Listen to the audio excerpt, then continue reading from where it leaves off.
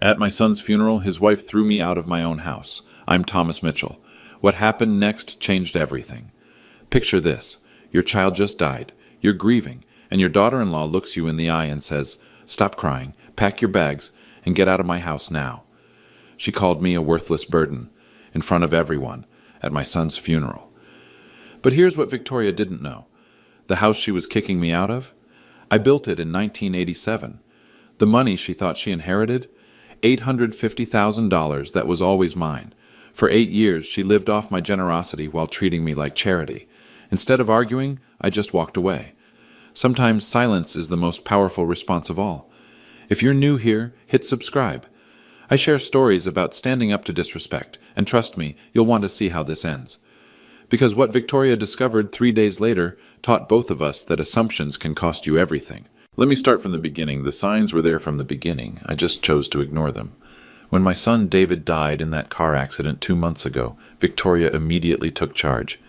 "Don't worry about the arrangements, Tom," she said. "I'll handle everything." What she really meant was, stay out of my way. At the funeral home, she made every decision. The casket, the flowers, even the music. When I suggested David's favorite song, the one we used to play when we built this house together in 1987, she cut me off. "That's too depressing," Victoria said. "We need something more uplifting." I watched her command the room in her $300 black dress, directing everyone like she was the director of this tragic play. And me? I sat in my old gray suit, the one I'd worn to my wife's funeral 2 years earlier, feeling invisible. The second sign came during the reception at our house. My house, technically, though Victoria had been treating it like hers since David's death. She pulled me aside in the kitchen. "Tom, we need to talk about your situation." "My situation?" "You're financially dependent on us now. David was supporting you, and with him gone." She shrugged. "I can't carry that burden." Burden. That word hit harder than expected. "I've been more than generous letting you stay here," she continued. "But this house is mine now. Everything is mine. David left it all to me."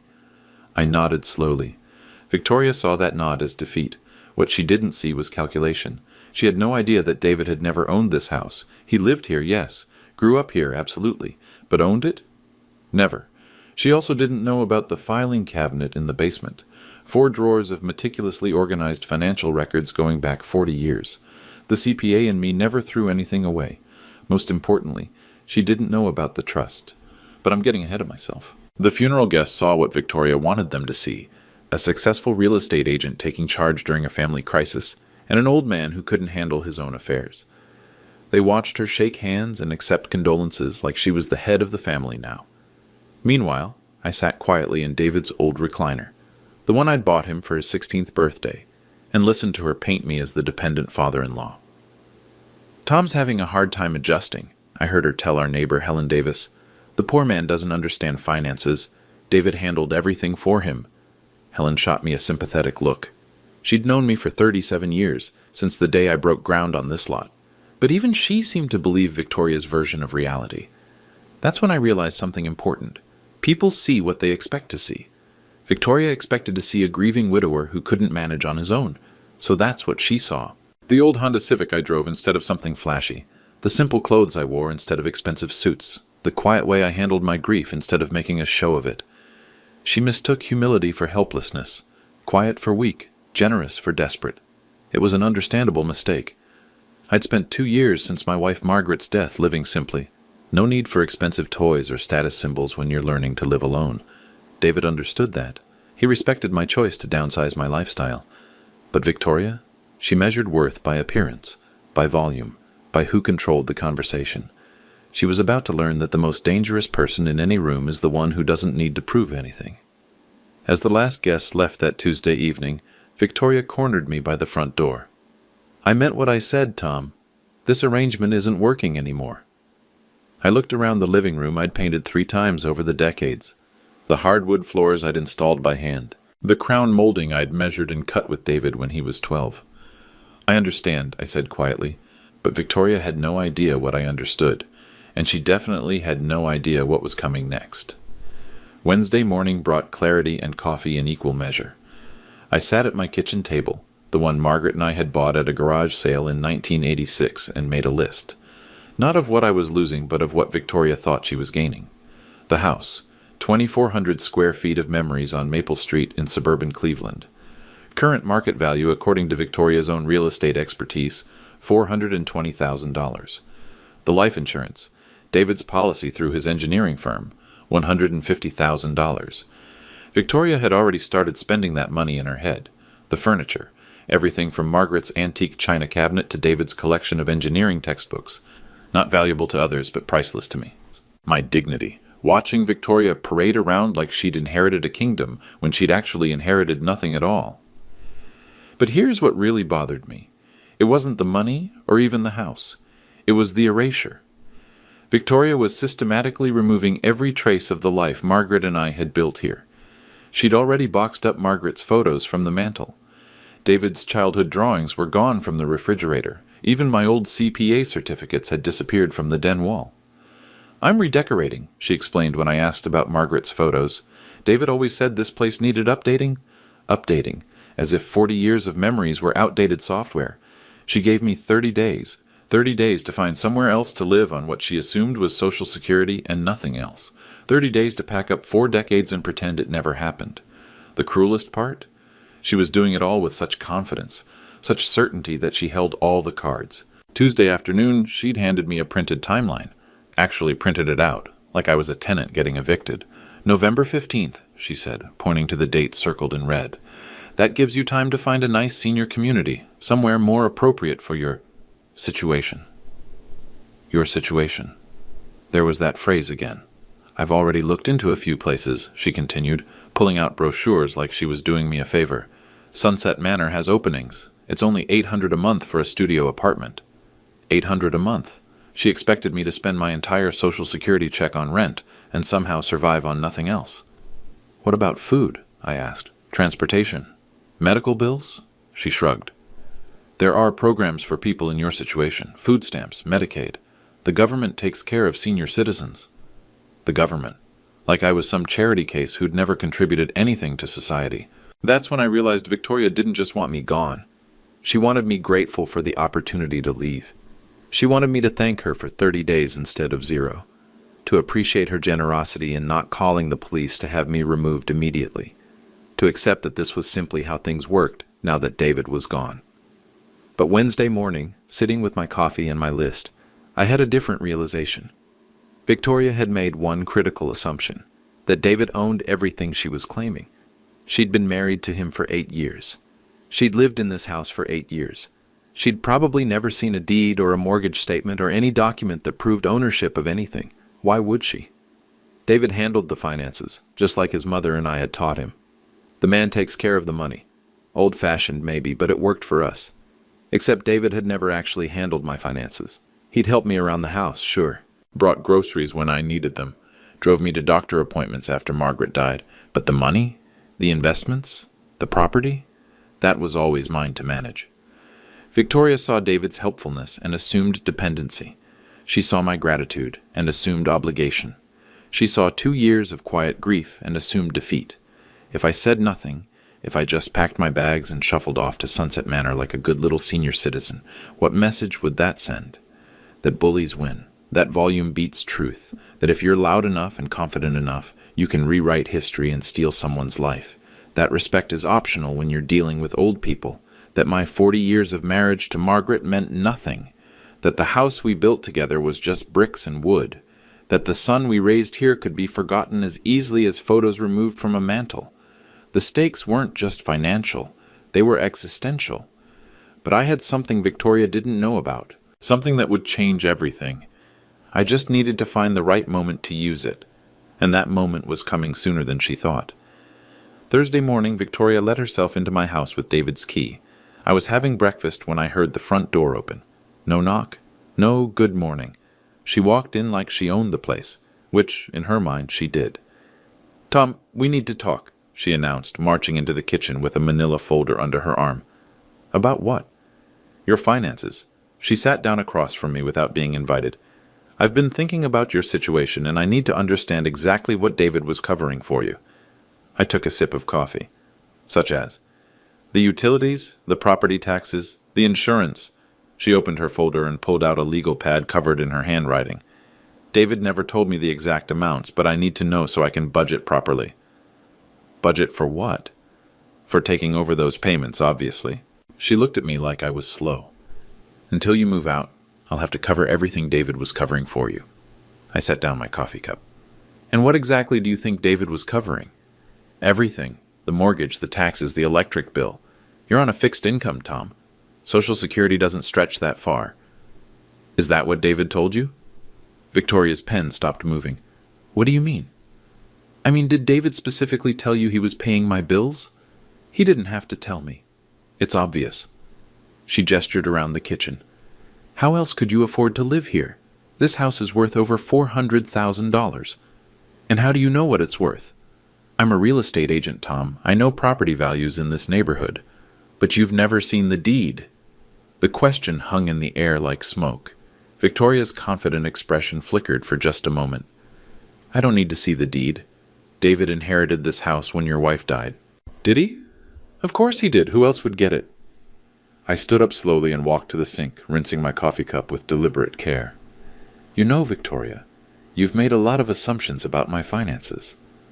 They're not assumptions. They're facts. Really? What other facts do you have? She consulted her legal pad. David told me you never contributed a dime to this house. I turned around. Is that what David told you? Yes. Interesting. Because I built this house in 1987, paid cash for the lot, hired the contractors, supervised every day of construction. Victoria's face tightened. That was 37 years ago. Things change. Some things, not ownership.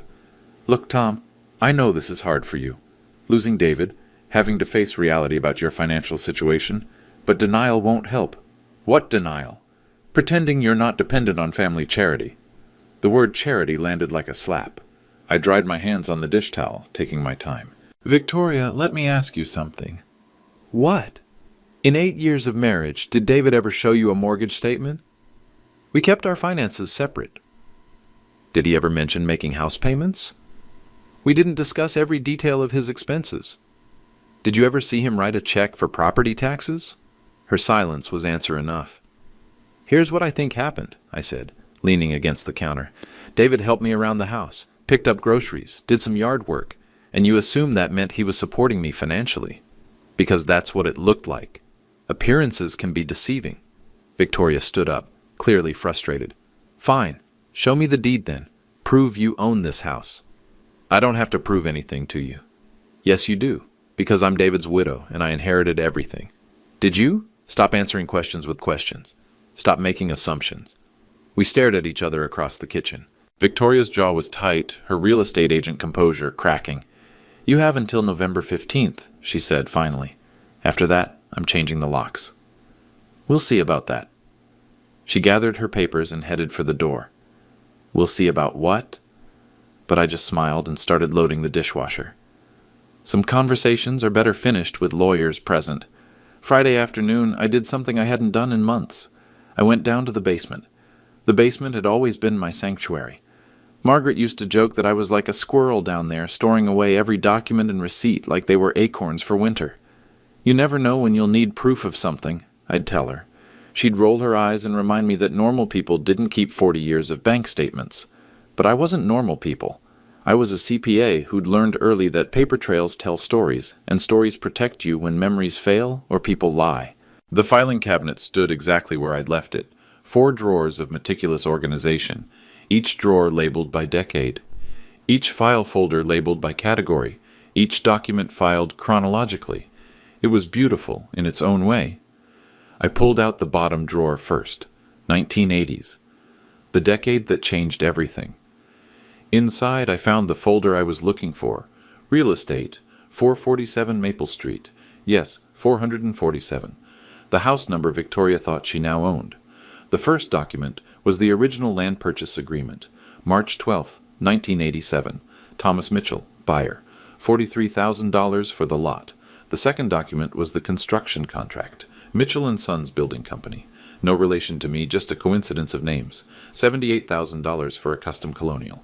The third document was the most important, the original deed, recorded March 15, 1987.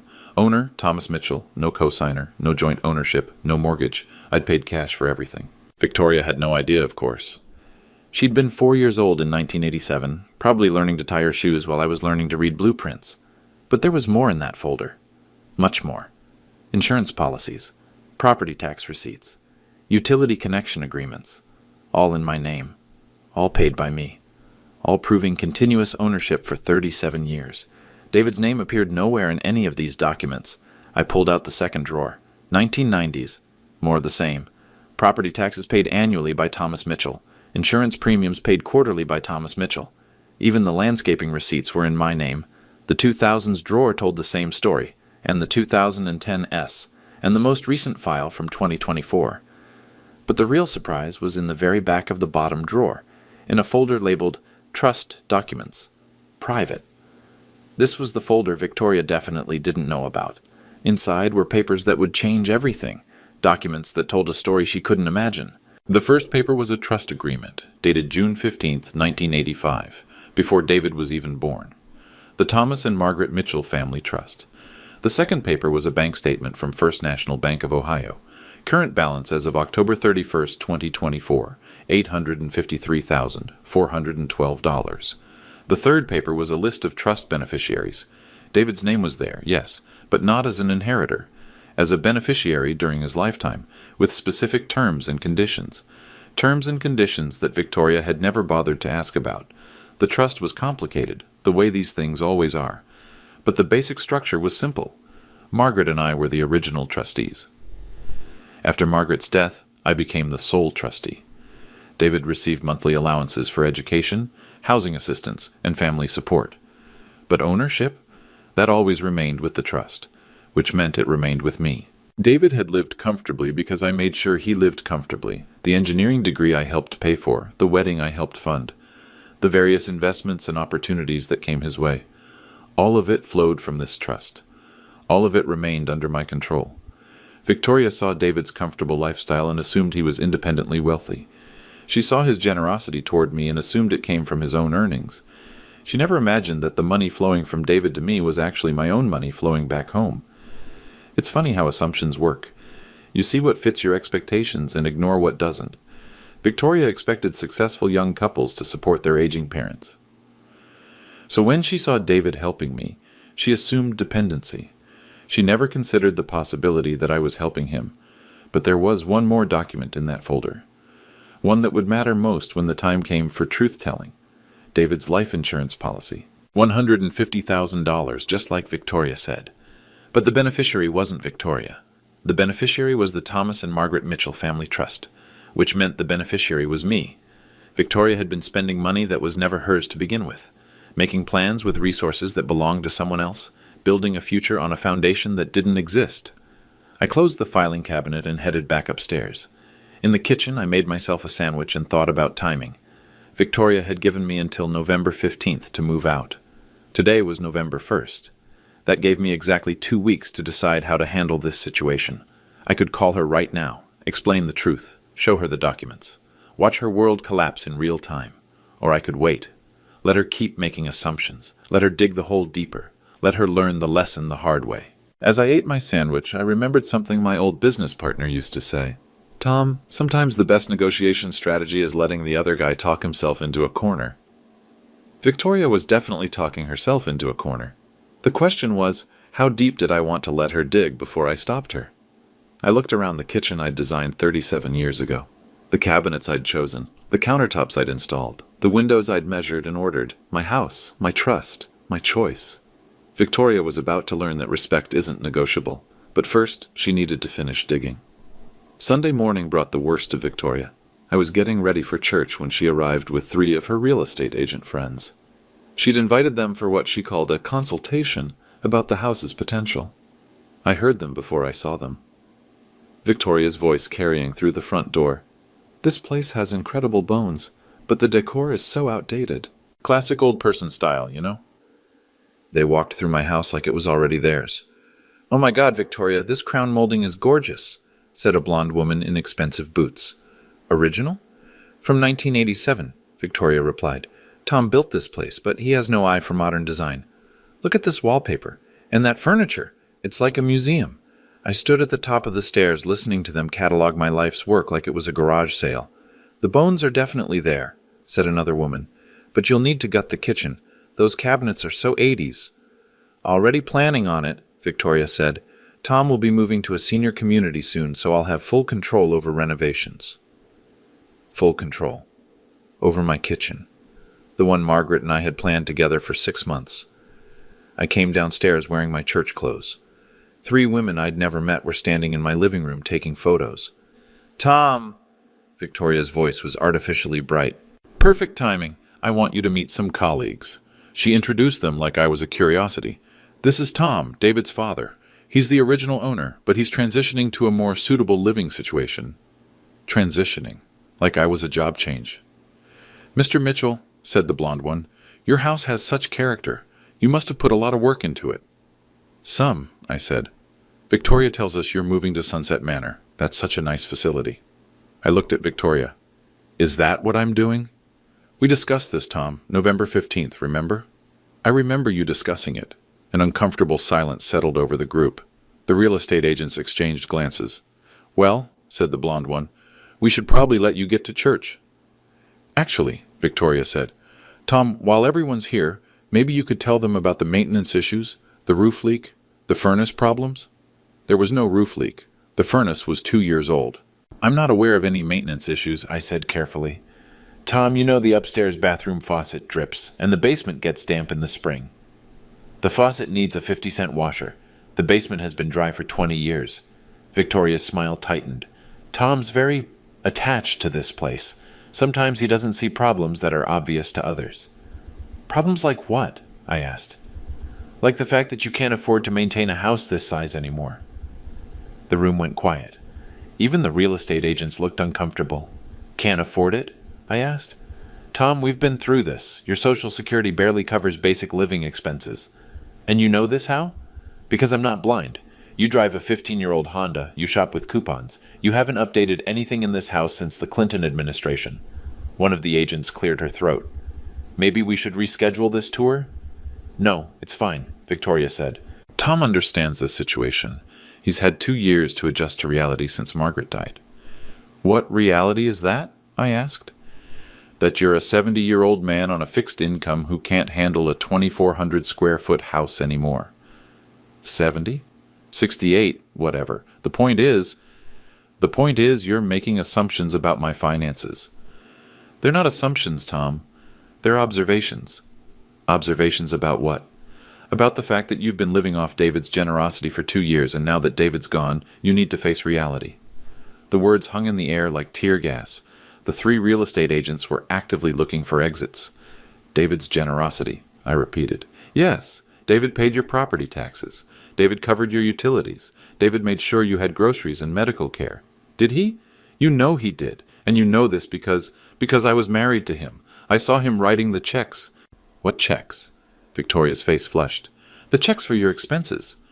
Did you see him write checks to the county for property taxes? He handled those things online. Did you see him pay my electric bill? He transferred money to your account. Did you ever see bank statements showing these transfers? We kept our finances separate, so you never actually saw any of these payments? The blonde agent stepped forward. You know what, Victoria? This feels like a family discussion. Maybe we should give you some privacy. No, Victoria said sharply. This needs to be said. Tom, you cannot keep living in denial about your financial situation. What denial? The denial that you're anything other than a burden. The word echoed through the room. Even Victoria seemed surprised she'd said it out loud. A burden, I said quietly. I'm sorry, but yes, you're a burden. You have been since Margaret died. David was too kind to say it, but someone has to. Too kind to say what? That supporting you was bankrupting him. Bankrupting him. Yes, the property taxes alone are $8,000 a year. Add utilities, maintenance, your medical expenses. She was building steam now, letting 2 months of frustration pour out. David spent $40,000 last year keeping you afloat. $40,000. At least.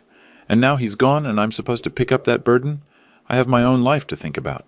The real estate agents were edging toward the door. So you're throwing me out, I said. I'm giving you a month to find appropriate housing. That's more generous than most people would be. Generous. Yes, generous. Because frankly, Tom, you never contributed anything to David's success. He built his own life, earned his own money, bought his own house. This house. Yes, this house. David inherited it from Margaret, and now I inherit it from David. That's how inheritance works. I nodded slowly. I see. Good. Finally. Victoria? What? You might want to check your facts before making statements like that in front of witnesses. She laughed.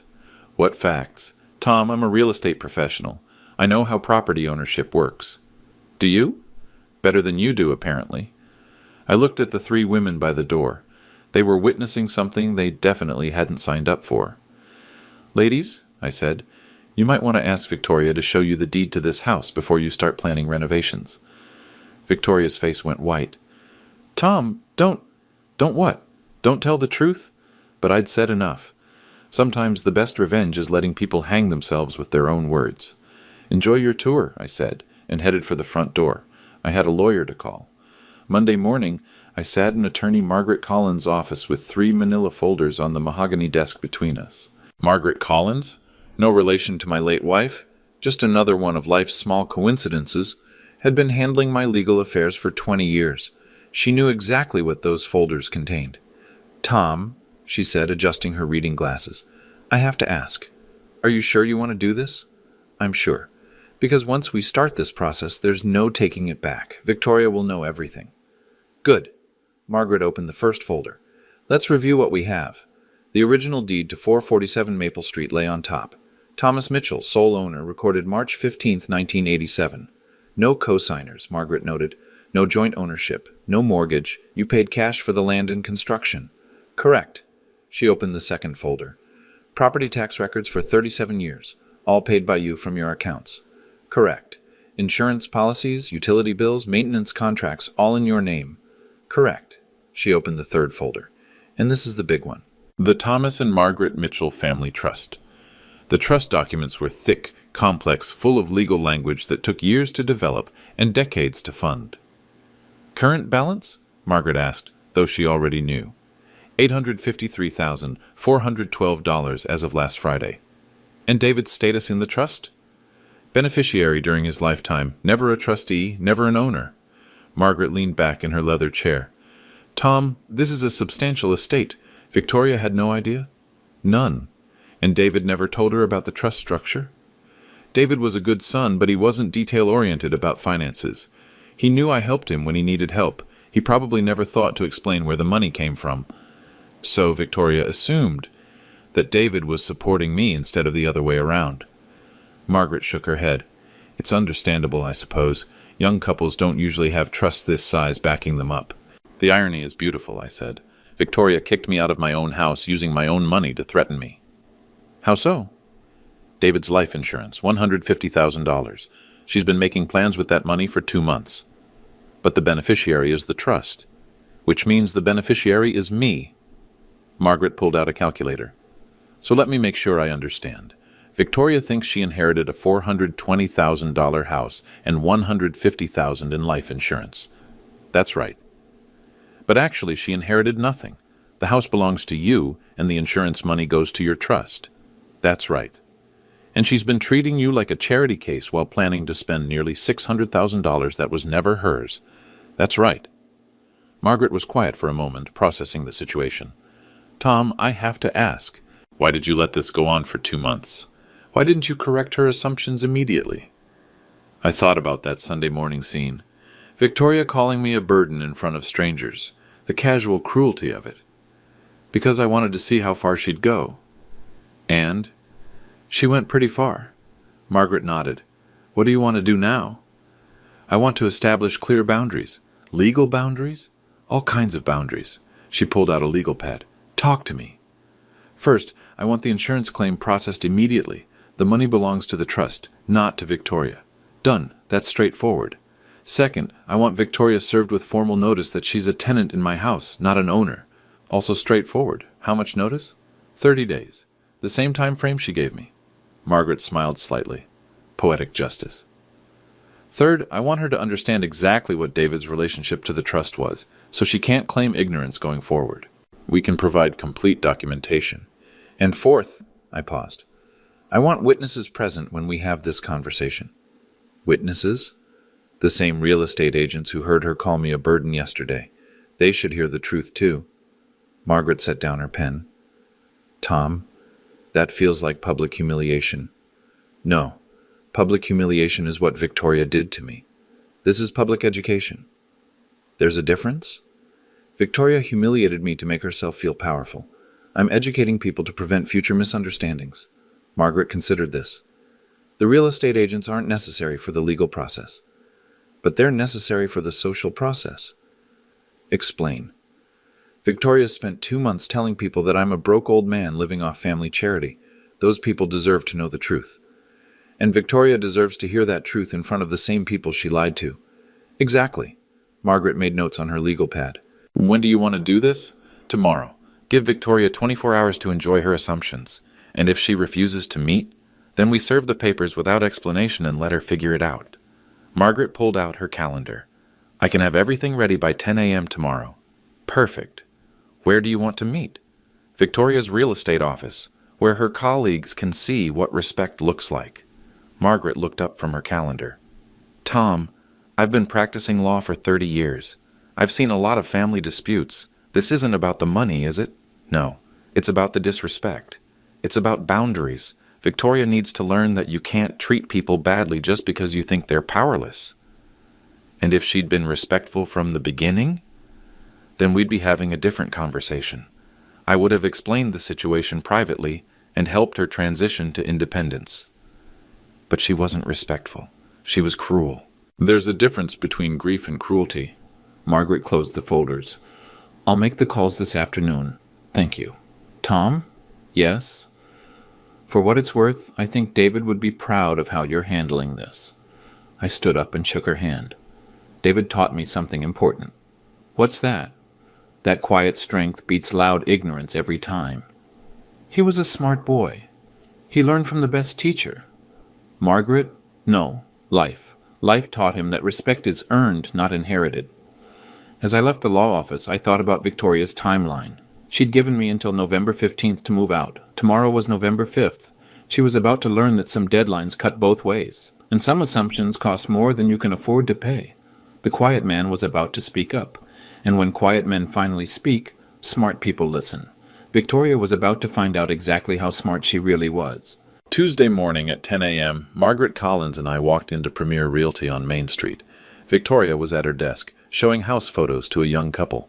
She looked up when we entered, and her face went from professional smile to confusion to something approaching alarm. Tom? What are you doing here? We need to talk, I said calmly. Privately. The young couple looked between us, sensing tension. I'm with clients, Victoria said, her real estate agent composure kicking in. Can this wait? No, Margaret Collins said, stepping forward. I'm Margaret Collins, attorney at law. We need to discuss some urgent legal matters regarding your late husband's estate. The words attorney and legal matters had an immediate effect. The young couple exchanged glances. Maybe we should reschedule, the husband said. No, that's fine, Victoria said quickly. Tom, can you just wait in the conference room? I'll be right there. Actually, Margaret said, I think your colleagues should hear this too. Victoria's face went pale. My colleagues? The 3 ladies from Sunday. I believe they're planning renovations based on some assumptions that need to be corrected. Around the office, conversation slowed. Other agents pretended to work while clearly listening. Tom, what is this about? Victoria's voice had an edge now. It's about the house, I said simply. We already discussed the house. No, you discussed the house. I listened. Victoria's client couple was backing toward the door. We'll definitely call to reschedule, the wife said. Wait, Victoria called after them, but they were already gone. The blonde agent from Sunday, Jessica, I think her name was, approached cautiously. Victoria, is everything okay? Everything's fine, Victoria said tightly. Tom's just having some difficulty accepting his new living situation. Actually, Margaret said, opening her briefcase, Tom's having difficulty accepting his old living situation. What does that mean? Margaret pulled out the first folder. It means we need to clarify some misconceptions about property ownership. There are no misconceptions, Victoria said. I inherited David's house. What house is that? Margaret asked. 447 Maple Street. And you have documentation of this inheritance? David's will left his personal property to you, yes. His car, his clothing, his personal effects, and his house. David didn't own a house. The words dropped into the office like stones into still water. Every conversation stopped. "What do you mean he didn't own a house?" Victoria asked. Margaret opened the folder and pulled out the deed. 447 Maple Street is owned by Thomas Mitchell. Purchased March 15th, 1987. No co-signers, no joint ownership, no mortgage. That's impossible. Here's the deed. Victoria snatched the paper and read it. Her face went from pale to white. "This has to be wrong," she said. "David inherited this house when Margaret died." "Margaret Mitchell owned no property," Margaret Collins said. "Everything was purchased by Thomas Mitchell before their marriage. But David lived there his whole life, as Tom's son, in Tom's house." Jessica and the other agents were drawing closer now, fascinated despite themselves. "I don't understand," Victoria said. "David paid all the bills, the taxes, the utilities, everything." "No," I said quietly. "David helped me around the house. I paid all the bills." "That's not true." Margaret pulled out the second folder. "Property tax records for 37 years, all paid by Thomas Mitchell. Insurance policies," she continued, pulling out papers, "all in Thomas Mitchell's name.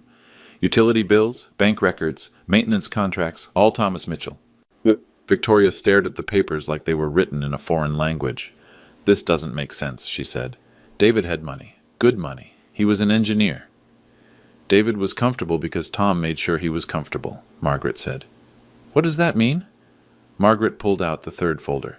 "The Thomas and Margaret Mitchell Family Trust. Current balance, $853,412. The office was completely silent now. "David was a beneficiary of the trust during his lifetime," Margaret continued. "Tom provided financial support for David's education, his wedding, his various needs." "You're saying Tom was supporting David?" "I'm saying Tom was supporting his son from his own resources." Victoria sank into her desk chair. "But David told me he was helping Tom financially." "David was helping Tom practically. Groceries, rides to appointments, yard work. Tom was helping David financially." "The life insurance," Victoria said suddenly. "David's life insurance, that's mine." Margaret pulled out another paper. "The beneficiary of David's life insurance policy is the Thomas and Margaret Mitchell Family Trust." "No." "Yes." "That money is mine." "That money belongs to Tom." Victoria looked around the office. Every agent was staring at her. The woman who'd been so confident Sunday morning, so certain of her inheritance, so dismissive of the old man's protests. "Tom," she said, her voice small now, "I didn't know. You didn't ask. You could have told me. You could have asked respectfully." Margaret closed the folders. "Victoria, you have 30 days to find alternative housing arrangements." 30 days? The same timeline you gave Tom. "But where will I go?" "That's not Tom's concern anymore," Margaret said. "You're a capable adult with a career. I'm sure you'll figure something out." Victoria looked at me with something I'd never seen from her before. Respect. "Tom, I'm sorry. I made assumptions." "Yes, you did." "Can we work something out? Some kind of arrangement?" I considered the question. Around us, the real estate office was perfectly quiet. "Victoria, respect isn't negotiable. It never was. I understand that now. Do you?" "Yes." "Good. That's the first step toward earning it back." Margaret and I headed for the door. "Tom," Victoria called after me. "What happens now?" I turned back. "Now you learn what I've always known." "What's that?" "That quiet people aren't weak people. We're just selective about when we use our voices." And with that, we left. The silence behind us spoke volumes. By Thursday morning, the entire story had spread through Cleveland's suburban real estate community like wildfire. I knew this because Helen Davis, my neighbor for 37 years, brought me coffee and the latest gossip. "Tom, you should have seen Victoria at the grocery store yesterday," Helen said, settling into Margaret's old chair at my kitchen table. "She looked like she'd seen a ghost." "How so?" "Well, for starters, she was shopping in the clearance section. Victoria, who never bought anything that wasn't name brand." Helen stirred her coffee thoughtfully. "And she was alone. Usually she's got those real estate friends of hers trailing behind like she's some kind of celebrity. Maybe they were busy. Or maybe they're keeping their distance now that the truth is out." Helen had always been perceptive about social dynamics. "What truth is that?" I asked, though I already knew. "That she spent 2 months treating you like a charity case while planning to spend money that was never hers." Helen shook her head. "People are talking, Tom, and not in a good way for Victoria." "What are they saying?" "That she showed poor judgment." That she made assumptions about finances without doing her homework. And in real estate, homework matters. Exactly. Her broker called her in for a meeting yesterday afternoon. This was news to me. How do you know that? Because my sister's daughter works at Premier Realty. She said the whole office was buzzing about what happened Tuesday morning. Helen leaned forward conspiratorially. Apparently, 3 different clients have already asked to be transferred to other agents. Why? Because if Victoria can't figure out who owns a house she's been living in for 8 years, how can she be trusted with their real estate transactions? I hadn't considered that angle, but it made sense. Real estate was built on trust and competence. Victoria had publicly demonstrated a lack of both. There's more, Helen continued. You know that young couple she was meeting with when you showed up? Vaguely. They posted about it on social media. Something about dodging a bullet with an agent who doesn't understand property law. They posted about it? With photos of the office and everything? It's gotten hundreds of likes. The ripple effects were spreading faster than I'd anticipated. My phone rang. Margaret Collins. Tom, we have some developments. Good or bad? Depends on your perspective. Victoria's attorney called this morning. She hired an attorney? Apparently. He wanted to discuss a settlement. What kind of settlement? Victoria would like to stay in the house for 6 months instead of 30 days. She's offering to pay rent. How much rent? $2,000 a month. I almost laughed. For a house worth $420,000? Market rent would be closer to $3,000, yes? What did you tell him? That we'd consider reasonable offers. And what's reasonable? $3,500 a month, first and last month in advance, plus a security deposit equal to 1 month's rent. So $10,500 up front? Correct. If she wants to stay, she pays market rate like any other tenant. Can she afford that? That's not our problem. But her attorney seemed to think it might be challenging given her current circumstances. After I hung up, Helen was studying my face. Victoria wants to stay? She asked. She wants to pay below market rent to stay. And you said? I said she can pay market rent like anyone else. Helen nodded approvingly. Fair is fair. Friday afternoon brought another visitor, David's old college friend, Mike Thompson. Tom, I owe you an apology, he said at my front door. For what? For believing Victoria's version of things. She told everyone that David was supporting you financially. And you believed her. I did. And I'm sorry. I should have known better. Mike shifted uncomfortably. The thing is, David always talked about how proud he was of your success. How you'd built this house, how you'd managed your investments, how you'd taught him about financial responsibility. So, why did you believe Victoria? Because it fit what I expected to see. Old man, dead wife, grown son helping out. It seemed natural. Assumptions again. Yeah, and I'm not the only one. A lot of David's friends made the same assumption. And now? Now we're all feeling pretty stupid. And we're wondering what else Victoria might have misrepresented about David. That was an interesting development. Victoria's credibility was collapsing across multiple social circles. Saturday morning, Margaret Collins called with the final update. Victoria's attorney called back, she said. She can't afford the rent. So she's moving out? She's moving out. But there's something else. What? She's also leaving Premier Realty. Voluntarily? Let's call it mutually agreed upon. So Victoria was losing her house and her job in the same week. Tom, I have to ask, do you feel bad about any of this?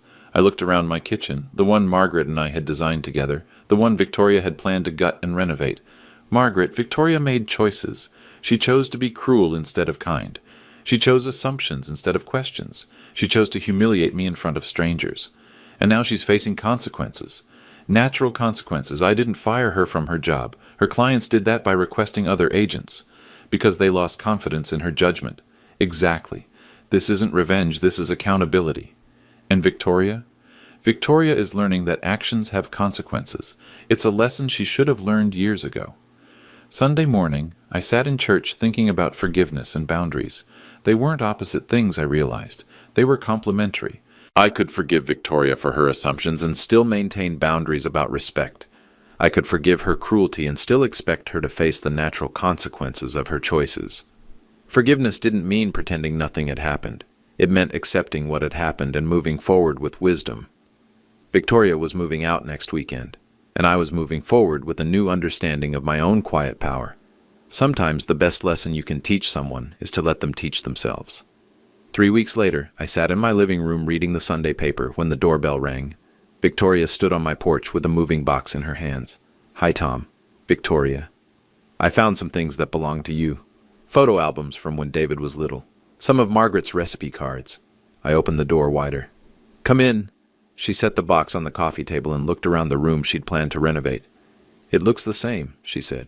Why would it look different? I don't know. I guess I thought you might change things after everything. Some things don't need changing. We sat in the quiet for a moment. "Tom, I owe you more than an apology. You don't owe me anything." "Yes, I do.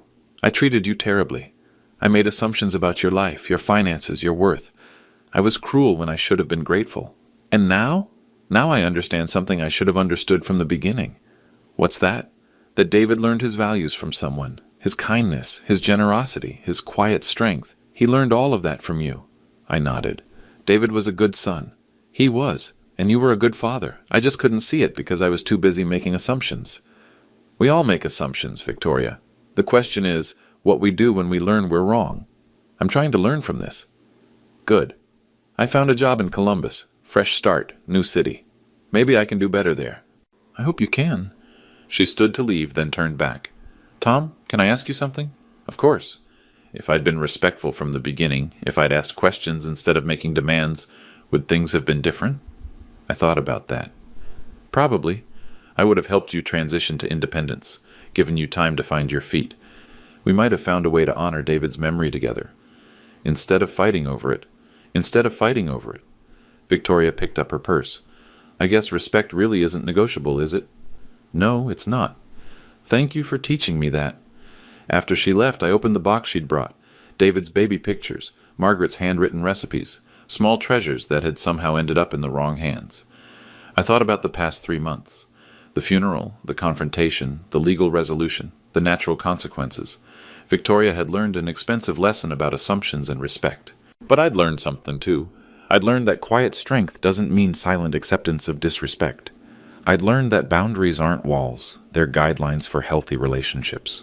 Most importantly, I'd learned that sometimes the most powerful thing you can do is simply tell the truth and let people deal with the consequences of their own choices. David would have been proud of that lesson. Margaret would have approved of the quiet way I'd handled it. And me? I was at peace. If you're watching this and you've ever been underestimated because of your age, your quiet nature, or your humble lifestyle, let me know in the comments. Have you ever had to remind someone that respect isn't inherited, it's earned? Sometimes the best response to disrespect is simply proving them wrong. And sometimes the most powerful people in the room are the ones who don't need to prove anything at all. Until next time, remember, quiet doesn't mean weak. It just means selective.